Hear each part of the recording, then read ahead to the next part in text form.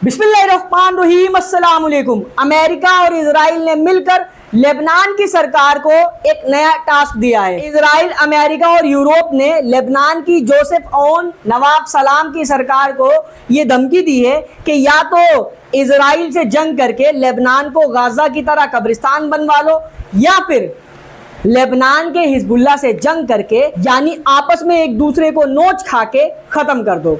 अगर तुमने हिजबुल्लाह को मान लो खत्म कर दिया, लेबनान से उसका पूरा वजूद ही खत्म कर दिया, तब क्या होगा?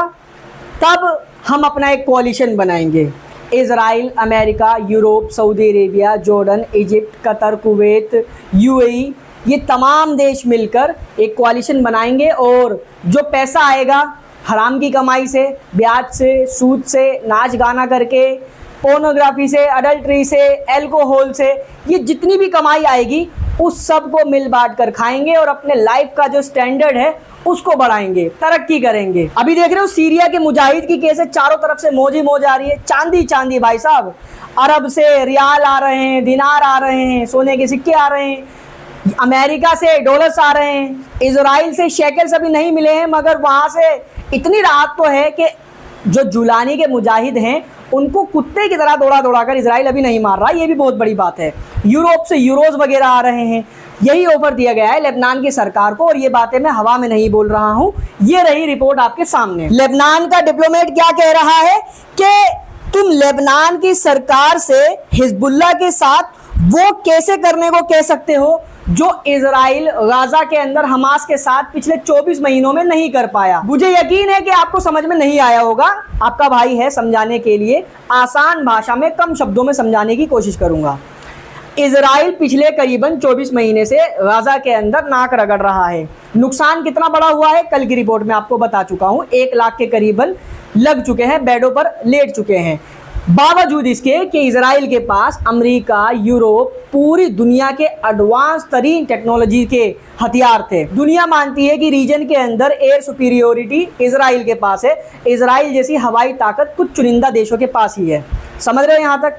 उन तमाम ताकतों के बावजूद भी गाजा के अंदर पिछले 24 महीनों से इजराइल एरिया ही रगड़ रहा है। लोगों का कत्लेआम उसने किया है वो बात अलग है, निहत्तों को तो कोई भी मार सकता है। आपके हाथ में एक कंच का टुकड़ा होगा और सामने वाले के हाथ में कुछ भी ना हो, गर्दन पे जाके मार दो, वो मर जाएगा।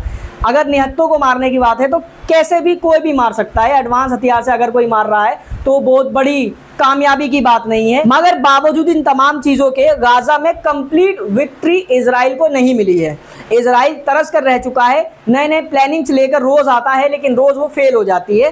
आप हजरात को ये बात पता है। तो लेबनान के इस डिप्लोमेट का ये कहना है कि इजराइल जिसके पास दुनिया भर की ताकत, असला बारूद मौजूद है, वो गाजा के इस मुट्ठी भर छोटे से ग्रुप को नहीं हरा पाया, तो हम यानी लेबनान की जो ऑफिशियल आर्मी है, सरकारी आर्मी, वो हिजबुल्लाह को कैसे हराएगी?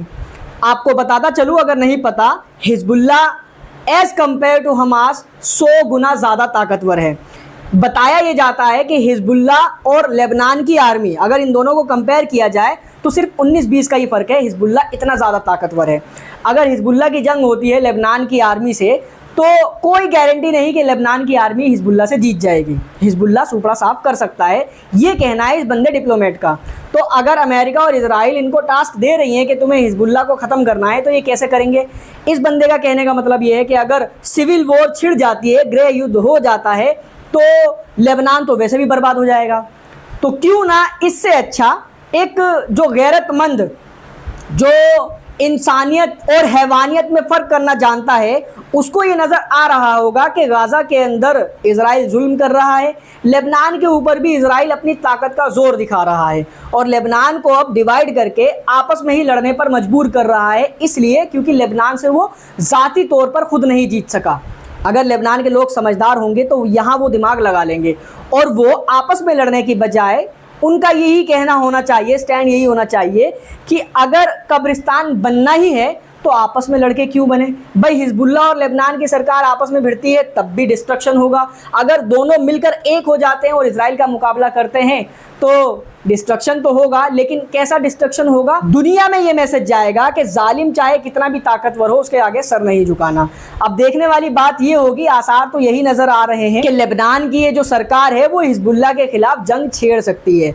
पीछे से सपोर्ट मिल रहा है अमेरिका और इजराइल का, और जब शैतानों का सपोर्ट, शैतान का हाथ किसी के कंधे पर रखा जाए तो उसके अंदर का शैतान अपने आप ही जाग जाता है। तो वही ईरान इन तमाम हालातों पर अपनी नजरें गड़ाए हुए हैं। ईरान की आर्मी के सीनियर स्पोक्स पर्सन ने एक स्टेटमेंट में ये कहा है कि इजराइल और अमेरिका पूरी कोशिश कर रहे हैं, हर तरह के पैतरे आजमा रहे हैं कि रीजन में उनका कंट्रोल हो जाए, कैसे भी वो रेसिस्टेंस को दबा दे, कुचल के साइड में कर दे। ईरान ने हाल ही में एक न्यूक्लियर पीएचडी स्टूडेंट, जो ईरान की न्यूक्लियर फैसिलिटी, न्यूक्लियर जो प्रोग्राम है उसका हिस्सा था, उसको एग्जीक्यूट किया है इजराइल के लिए जासूसी करने के आरोप में। अब ईरान ने और ज़्यादा डिटेल में उसकी खबर सामने लाकर दी है, तो पूरी दुनिया से लोग उस बंदे के ऊपर जो मारा जा चुका है गालियां बकना शुरू कर दी, क्योंकि डिटेल ही कुछ ऐसी है। इस बंदे की मुलाकात हुई थी ऑस्ट्रिया के अंदर इजराइल के मोसाद के एजेंट से। उन्होंने इसको लालच दिया पैसे वगैरह का, पासपोर्ट वगैरह का। खासकर ईरान के अंदर जो नतांज और फोर्डो न्यूक्लियर फैसिलिटीज़ थी, उसके अंदर कितने साइंटिस्ट काम कर रहे हैं, किस तरीके से काम हो रहा है, स्ट्रक्चर कैसा है, तमाम जानकारियां इसने निकाल कर इजराइल को दी थी। ये बंदा कोई और नहीं, ईरान का ही एक मुसलमान है।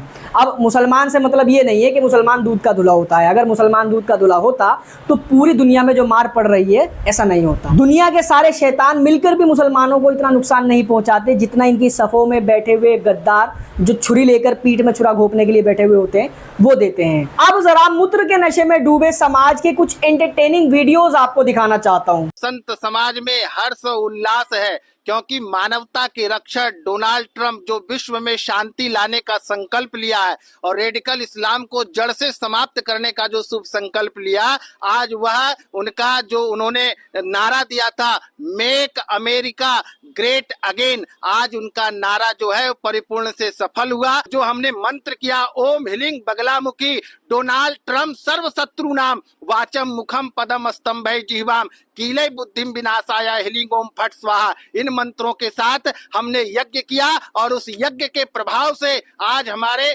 डोनाल्ड ट्रंप भारी मतों से विजयी हुए हैं। हाँ, ओम ह्रीं पगलामुखी डोनाल्ड ट्रंप सर्वशक्तिमानम हड़गुम्बा बड़गुम्बा पागलमुखी, मतलब इतने टोटके करने के बाद एक सफेद जानवर को सरकार में बिठाया। आज ये सारे मूत्र के नशेड़ी फरार हैं, इनको इनका बाप भी ढूंढ रहा है। देखो, दरअसल में इन्होंने ये मंत्र का जाप, जो जादू टोना टोटके वगैरह किए डोनाल्ड ट्रंप को जिताने के लिए, वो सिर्फ इसलिए किए क्योंकि वो एक एंटी मुस्लिम सफेद जानवर है।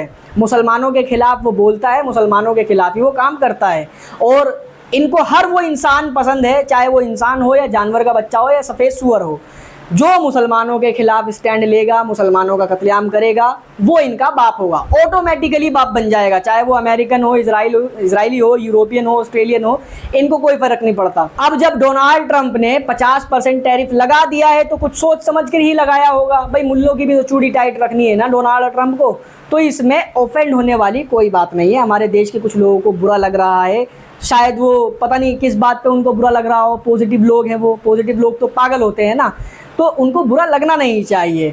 भाई, इतना मंत्र पढ़कर, इतनी कड़ी मेहनत करके डोनाल्ड ट्रंप को इन्होंने प्रेसिडेंट बनाया था।